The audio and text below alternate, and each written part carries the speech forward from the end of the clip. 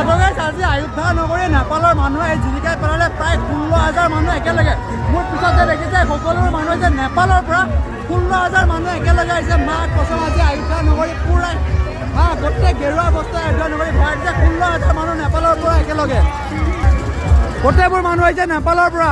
জয় শ্ৰীৰাম, জয় জয় শ্ৰীৰাম, জয় শ্ৰীৰাম, জয় জয় শ্ৰীৰাম।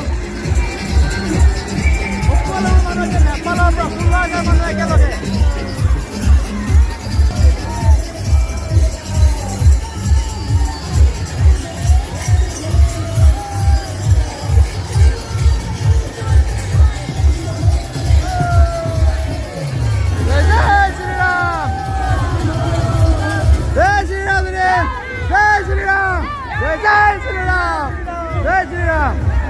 जय श्री राम, पवन पुत्र हनुमान के जय, बोलो पवन पुत्र हनुमान के। एक बार जय बोल लीजिए।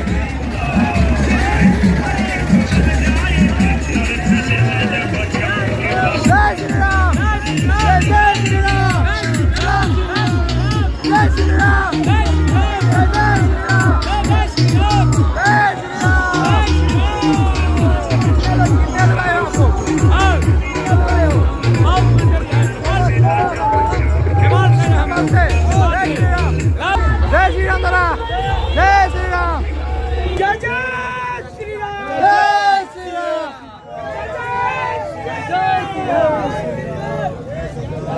भैया हरिद्वार से ऐसे आ रहा है या यहाँ से? पहले साइकिल यात्रा हरिद्वार से साइकिल यात्रा जी। एक बार रामलला के दर्शन कर चुके हैं ये।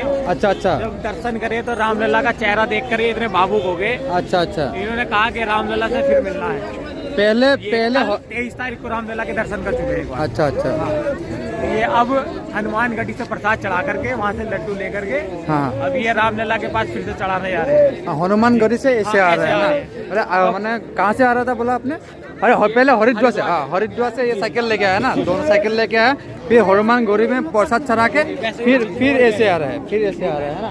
अच्छा अच्छा। जय श्री राम। तो गाइस এওঁলোকে আচলতে হৰিদ্বাৰৰ পৰা এনেকৈ শুই শুই অহা নাই, এনেকৈ অহা নাছিলে, কিন্তু মানে ইয়াতে ৰাম মন্দিৰ নাপাওঁতে এটা হনুমান গড়ি বুলি হনুমান মন্দিৰ প্ৰায় ৰাম মন্দিৰ আৰু হনুমান মন্দিৰৰ মাজত ডিষ্টেঞ্চ প্ৰায় 200 মিটাৰমান আছে।